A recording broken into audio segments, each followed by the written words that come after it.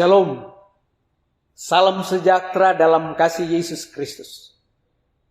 Dari studio Gereja Masehi Advent Hari ke-7, daerah Conference Minahasa.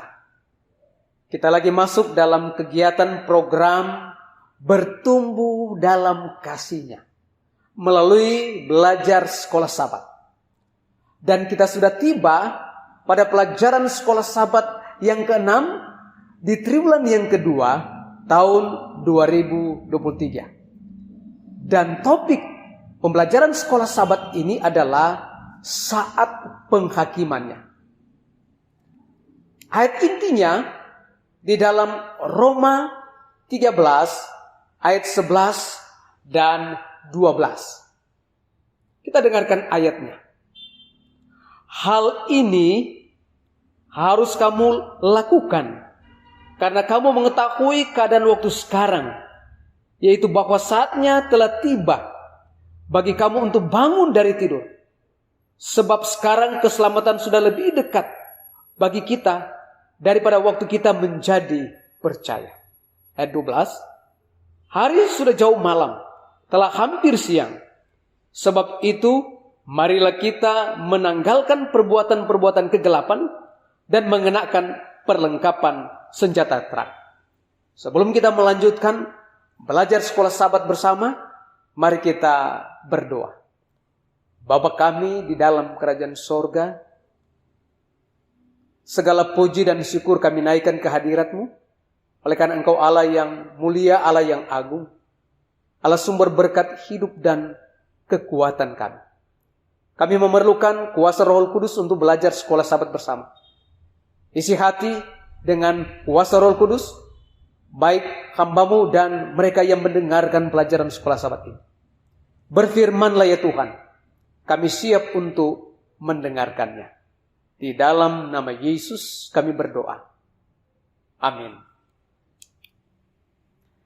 Kita akan belajar tentang saat penghakimannya. Yang pertama, pembersihan tempat kudus. Bahwa akan ada penghakiman sorgawi sebelum Kristus datang. Malaikat itu mengumumkan dengan suara yang nyaring. Ini kita bisa lihat dalam Wahyu 14 ayat 7. Karena telah tiba saat penghakimannya. Bahwa kitab Daniel memberi kita waktu dan kapan masa penghakiman surgawi ini dimulai. Kapan dimulainya pembersihan tempat kudus yang ditulis dalam Daniel, itu dalam kitab Daniel 8 ayat yang ke-14.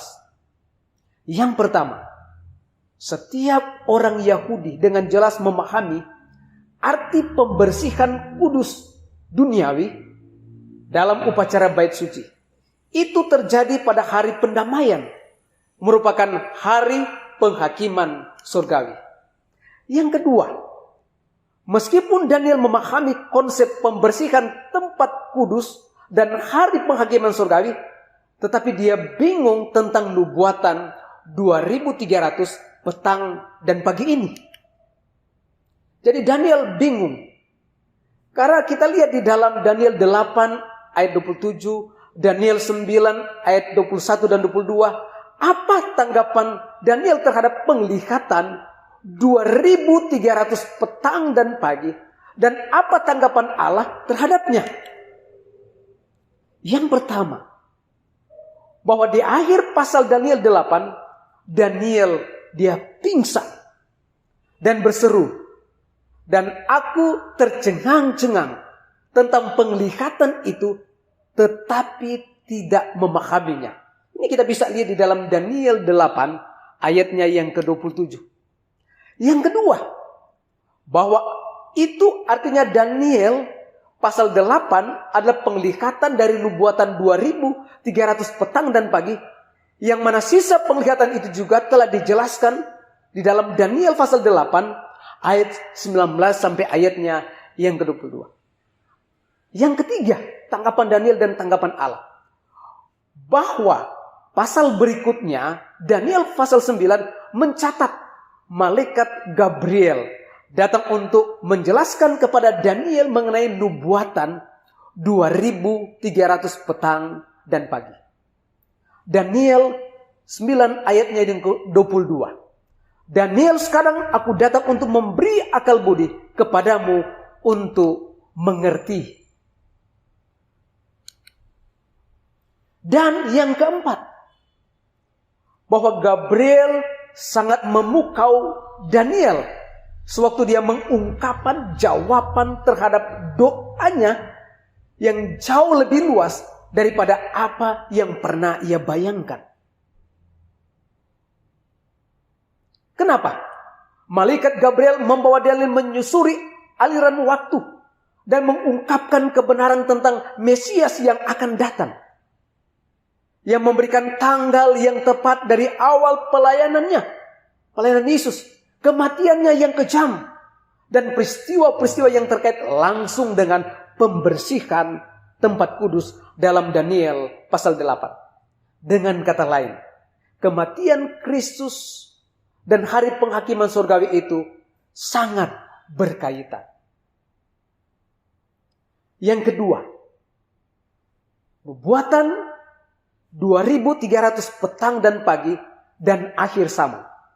Kapan periode waktu ketika malaikat menyatakan bahwa penglihatan Daniel 8 dan nubuatan 2.300 petang dan pagi dimulai, dan mengapa itu penting untuk dipahami?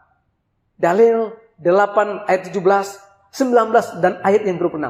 Ini yang kita bisa dapatkan di situ. Yang pertama, beberapa ahli berpendapat bahwa nubuatan mendapatkan penglihatan tentang nubuatan 2.300 petang dan pagi adalah bersifat literal. Dan yang kedua, para ahli dari berbagai denominasi lain percaya bahwa tanduk kecil dalam buku Daniel pasal 8 ini berlaku untuk pemimpinan militer Seleukia Antiochus Epiphanes. Itu diperkirakan 216 sampai 164 sebelum Masehi, yang menyerang Yerusalem dan mencemari bait suci orang Yahudi di waktu itu. Meskipun nubuatan 2.300 petang dan pagi bahkan tidak sesuai dengan kerangka waktunya. Mari kita lihat selanjutnya. Yang ketiga, penafsiran ini bagaimanapun bertentangan dengan instruksi malaikat yang menunjukkan bahwa penglihatan nubuatan 2.300 petang dan pagi itu berlaku untuk akhir zaman. Sementara Antiochus sudah mati atau tidak hidup lagi pada akhir zaman. Dan yang keempat, dalam Daniel 8, Gabriel memulai penjelasannya tentang nubuatan 2.300 petang dan pagi itu. Kenapa dia jelaskan? Yang pertama, malaikat Gabriel menjelaskan yang pertama. Gabriel menyebutkan domba jantan itu mewakili Media Persia dan kambing jantan mewakili Yunani dalam Daniel 8 ayat 20 dan 21. Dan yang kedua, alasannya meskipun tidak disebut namanya, seperti dua kekuatan sebelumnya, entitas terakhir berikutnya, tanduk kecil adalah Roma, yang gambaran tentang takhta suci, yang jelas sekali kita bisa lihat dalam Daniel 8 ayat 9, ayat 23 dan ayatnya yang ke-24. Mari kita lihat penjelasan-penjelasan selanjutnya, yaitu bicara tentang Gabriel atau malaikat Gabriel yang ketiga. Kemudian menggambarkan semacam fase agama politik disatukan oleh Roma, takhta suci, maka itu kebenarannya dihempaskannya ke bumi. Ini kita bisa lihat dalam Daniel 8 ayat 10 sampai 12 dan ayat yang ke-25. Dan mengabaikan pelayanan keimamatan Kristus di sorga. Dalam Daniel 8 ayat 10 sampai 12. Dan yang keempat, pembersihan tempat kudus dalam Daniel 8 ayat 14 merupakan klimaks dari pasal ini, yang adalah jawaban Allah terhadap tantangan penguasa dunia yang menyatukan politik dan agama dan berusaha merebut otoritas Allah.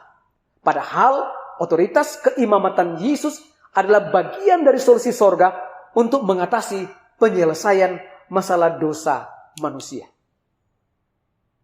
Jadi sangat jelas sekali. Sangat jelas sekali. Para ahli tadi mengatakan literal, tapi bukti Daniel itu adalah suatu ajaran yang tidak sesuai dengan Alkitab. Dan yang kelima, malaikat Gabriel menjelaskan perincian dan penanggalan nubuatan 2300 petang dan pagi itu. Mari kita lihat penjelasan daripada malaikat Gabriel. Yang pertama, pada bagian akhir Daniel pasal 8, Daniel tidak memahami bagian dari penglihatan itu tentang nubuatan 2300 petang dan pagi. Daniel 8 ayat 27. Yang kedua, bagian sebelumnya tentang domba jantan, kambing, dan tanduk kecil itu langsung diidentifikasi dengan namanya dalam Daniel 8 ayat 20 dan 21. Namun pembersihan tempat kudus itu tidak dijelaskan. Dan yang ketiga, malaikat Gabriel yang menampakkan diri dalam Daniel pasal 8 sekarang muncul dalam Daniel pasal 9 dan berkata kepadanya, ketika engkau mulai menyampaikan permohonan, keluarlah suatu firman, maka aku datang untuk memberitahukan kepadamu Daniel, sebab engkau sangat dikasihi. Jadi camkanlah firman itu dan perhatikanlah penglihatan itu. Dalam Daniel 9 ayatnya yang ke-23. Pelajaran yang ketiga yang penting dalam pelajaran sekolah Sabat ini, petunjuk malaikat kepada Daniel. Ini kita bisa lihat dalam pelajaran hari Selasa. Apakah petunjuk khusus yang diberikan malaikat Gabriel kepada Daniel dalam Daniel 9 ayat 23? Mengapa hal itu penting dalam memahami makna pemulihan tempat yang kudus? Ini kita bisa lihat dalam Daniel 8 ayat 14. Mari kita lihat jawaban-jawabannya. Yang pertama, petunjuk malaikat Gabriel kepada Daniel. Yang pertama, malaikat itu dengan jelas memerintahkan Daniel untuk camkanlah firman itu dan perhatikanlah penglihatan itu dalam Daniel 9:23. Apakah yang penting dari penglihatan itu? Yang kedua, karena tidak ada penglihatan yang dicatat dalam Daniel 8, malaikat Gabriel pasti berbicara bagian dari penglihatan dalam Daniel pasal 8 yang tidak dipahami oleh Daniel, yakni penglihatan tentang 2300 petang dan pagi. Peristiwa apakah dalam kehidupan dan pelayanan Yesus yang dibicarakan? Ini dalam Daniel 9 ayat 24 sampai 27. Peristiwa apakah dalam kehidupan pelayanan Yesus yang dibicarakan di sini? Yang pertama, bagian pertama dari nubuatan ini berhubungan dengan umat Allah, orang-orang Yahudi. 70 kali 7 masa telah ditetapkan atas bangsamu. Ini tentang bangsa Yahudi dalam Daniel 9 ayat 24. Yang kedua, dalam nubuatan kitab suci, 1 hari sama dengan 1 tahun. Pemirsa boleh lihat itu di dalam Yeskiel pasal 4 ayat yang ke-6, Bilangan 14 ayat 34 bicara tentang 1 hari sama dengan 1 tahun. Jadi yang ketiga, peristiwa apakah dalam kehidupan dan pelayanan Yesus yang dibicarakan di sini? Yang ketiga, dalam kitab Daniel dan Wahyu, salah satu cara mempelajari nubuatan waktu simbolis adalah memakai asas nubuatan 1 hari sama dengan 1 tahun. Yang berlaku di sini dalam nubuatan buku Daniel. Sehingga setiap peristiwa pada garis waktu terjadi sangat sempurna. Dan yang keempat, jika kita menerapkan prinsip 1 hari sama dengan 1 tahun, maka 70 minggu terdiri dari 490 hari. Karena 1 hari nubuatan sama dengan 1 tahun secara literal, maka masa 490 hari adalah sama dengan masa 490 tahun secara literal. Dan yang kelima, malaikat Gabriel memberitahu Daniel bahwa masa 490 tahun dipotong.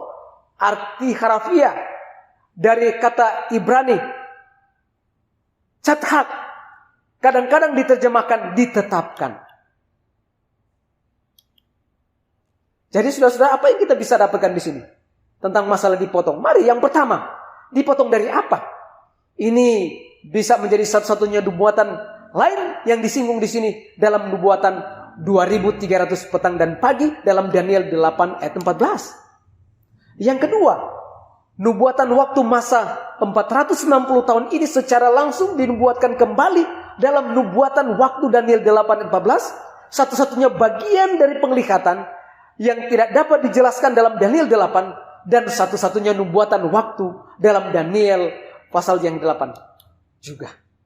Dan yang ketiga, dengan demikian kita dapat melihat bahwa tujuan malaikat Gabriel datang adalah untuk menjelaskan dan membantu Daniel memahami apa yang tidak dipahami dalam Daniel pasal 8 sebelumnya, yaitu tentang nubuatan 2300 petang dan pagi. Mari kita lihat yang keempat, pelajaran yang terpenting tentang saat penghakimannya. Mesias disingkirkan. Yang pertama, malaikat Gabriel memulai nubuatan masa 490 tahun ini dengan sebuah peristiwa sangat penting bagi Daniel dan orang Yahudi, yaitu perintah untuk memulihkan dan membangun kembali Yerusalem.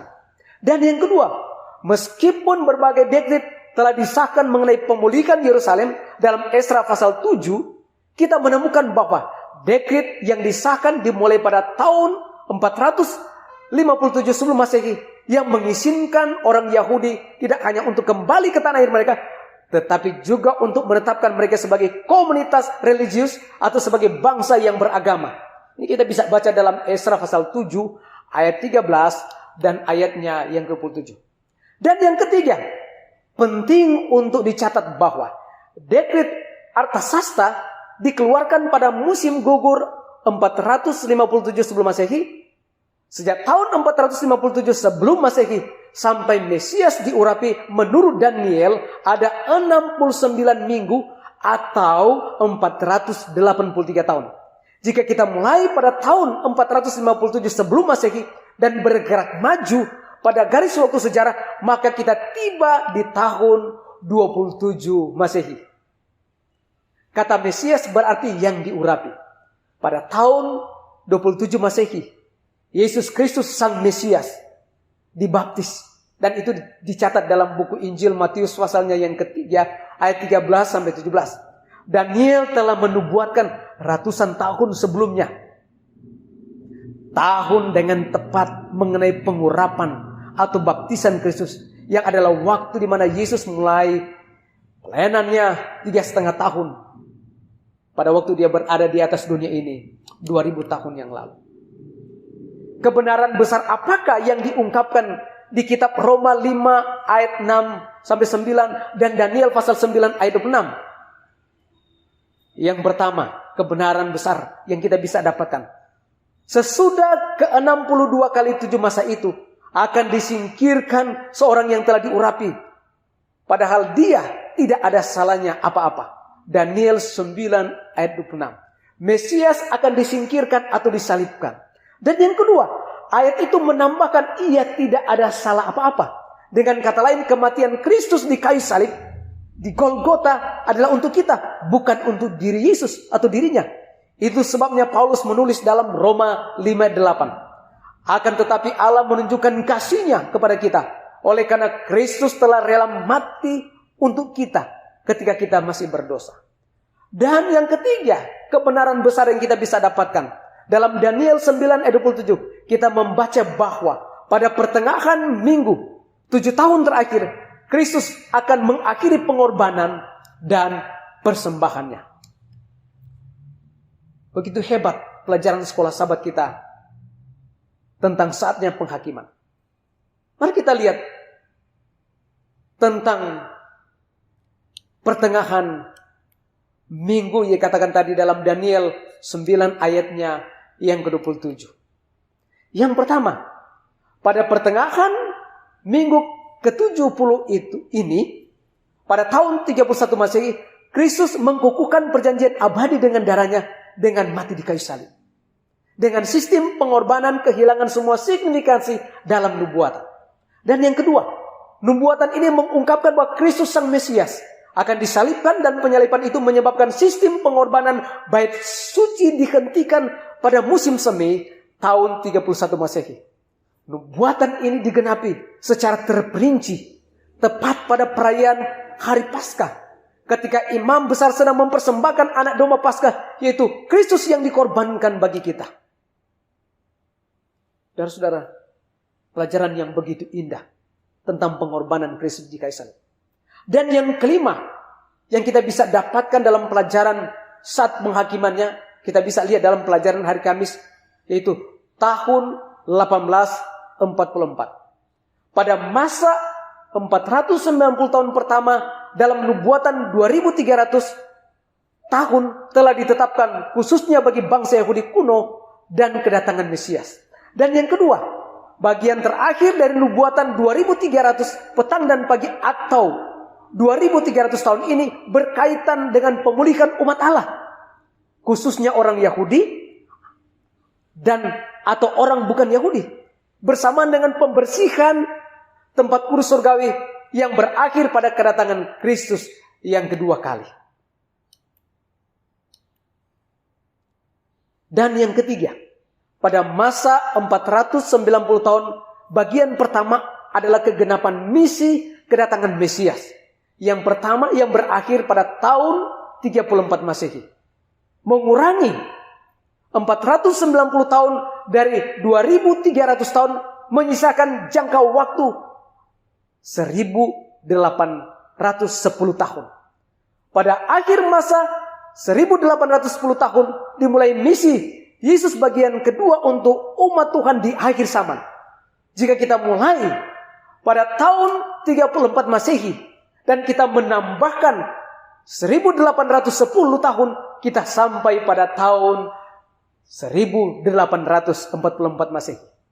Dan yang keempat, dalam terang kebenaran soal pembersihan atau pemulihan tempat kudus dan masa penghakiman surgawi di akhir zaman, di mana Allah menubuatkan panggilan terakhir kepada seluruh umat manusia dalam Wahyu 14 ayat 6 dan 7 untuk menggenapi kemurahan kasih karunia dan menjalani kehidupan yang saleh dan ketaatan.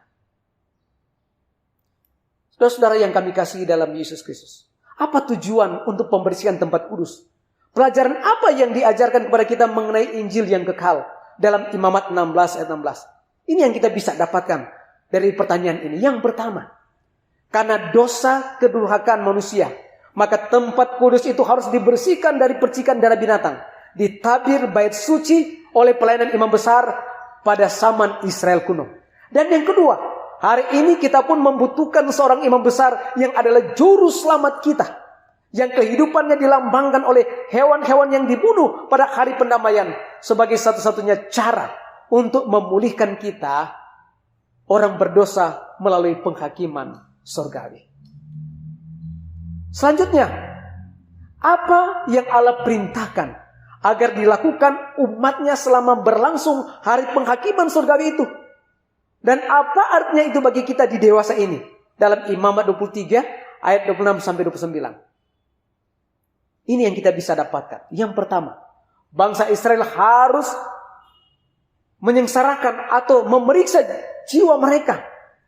Dan yang kedua, ungkapan ini mengindikasikan bahwa mereka harus merendahkan diri, memeriksa hati, mengakui dosa-dosa mereka, bertobat, dan meminta Allah untuk membersihkan mereka sewaktu imam besar sedang membersihkan tempat kudus duniawi.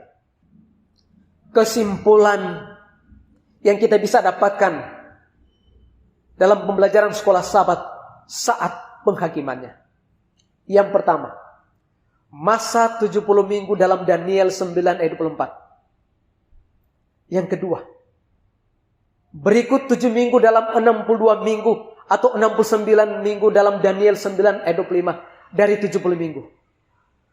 Ada minggu terakhir yang ke-70 dalam Daniel 9:27. Dan akhirnya minggu terakhir dibagi pada pertengahan 7 masa itu dalam Daniel 9 ayat 27. Menjadi 2 bagian 3,5 tahun. 70 minggu yang terdiri dari 69 minggu dan 1 minggu. Dan 1 minggu itu dibagi 2. Cukup memasukkan tanggalnya 457 sebelum Masehi. Di awal dengan matematika sederhana, maka kita akan sampai pada garis waktu 1844. Berbicara tentang nubuatan 2300 petang dan pagi. Dalam Daniel pasal 8 tidak pernah mengatakan kapan 2300 petang dan pagi dimulai. Sampai lewat 2300 petang dan pagi. Lalu tempat kudus itu akan dipulihkan dalam keadaan yang wajar. Jelas Indah katakan dalam Daniel 8 ayat 14. Sampai 2300 pagi dan petang. Dari sejak kapan? Yang pertama, mengapa tidak dijelaskan sejak Daniel mendapatkan penglihatan itu sendiri? Pada tahun yang ketiga pemerintahan Raja Belsasar dalam Daniel 8 ayat 1. Yang kedua, jika penanggalan sejak Daniel mendapatkan penglihatan itu tidak masuk akal. Sehingga apa yang kita bisa lihat dalam pelajaran ini? Yang pertama, karena penglihatan dalam Daniel pasal 8 tidak termasuk kerajaan Babel. Yang kedua, penanggalan garis nubuatan 2300 petang dan pagi itu dimulai dengan adanya Dekrit dan sejak adanya kerajaan Media Persia, yaitu Romawi, Yunani, kekafiran, dan Roma, yaitu takhta suci, hingga akhir zaman. Dan yang ketujuh, mengapa tanggal atau peristiwa pembersihan tempat kudus dalam penglihatan Daniel itu, kerajaan Babel itu tidak ada? Kenapa tidak ada? Yang pertama, tanggal dimulai puncak penglihatan tersebut harus berasal dari penglihatan itu sendiri yang dimulai dengan Media Persia dan berlanjut hingga akhir zaman. Dan yang kedua, dalam penglihatan Daniel itu adalah jangka waktu yang panjang atau ribuan tahun. Dan yang ketiga, sekalipun tidak diberitahu dalam Daniel 8, tetapi dimulai dengan nubuatan 2300 petang dan pagi diberitahukan dalam Daniel pasalnya yang ke-9.